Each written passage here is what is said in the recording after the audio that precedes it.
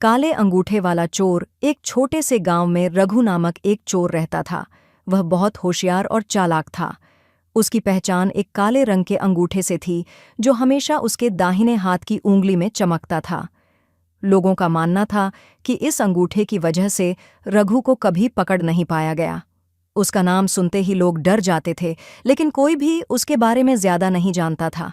रघु रात के अंधेरे में ही चोरी करता था। उसकी आंखें किसी सियार की तरह तेज और सजग होती थीं। वह किसी भी घर में घुसकर चुपके से सामान चुराकर निकल जाता था। एक दिन गांव में एक अमीर व्यापारी का महल बना था और रघु ने तय किया कि अब उसका सबसे बड़ा लक्ष्य वही होगा। उसने दिन रात उस महल की निगरानी करना शुरू किया, पर उसे कभी भी कोई मौका नहीं मिला। एक रात रघु ने महल के अंदर घुसने की योजना बनाई।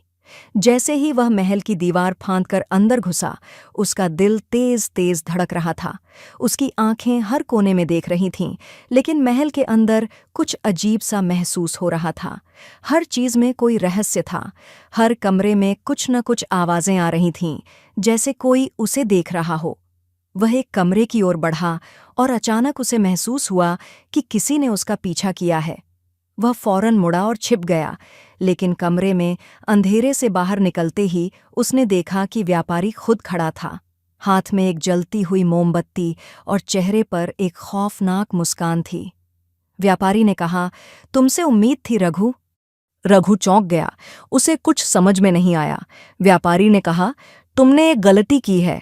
तुम समझ नहीं पा रहे हो, लेकिन मैंने तुम्हें पहले से ही पहचान लिया था। रघु ने सवाल किया, तुमने मुझे कैसे पहचान लिया? व्यापारी ने चुपके से अपना हाथ सामने बढ़ाया और रघु की आंखें फैल गईं। व्यापारी का दाहिना अंगूठा काले रंग का था, बिल्कुल रघु की तरह। यह क्या है? रघु चौंकते हुए बोला। व्यापारी हंसा और बोला, यही वह राज है रघु। मैं भी वही चोर हूं और तुमसे ज्यादा चालाक हूं। रघु के शरीर में एक कंपी दौड़ गई।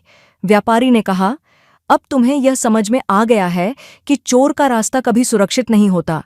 मैं जानता था तुम आओगे और तुम्हारे जैसे लोगों के लिए मैं ही उस रास्ते का अंत हूं।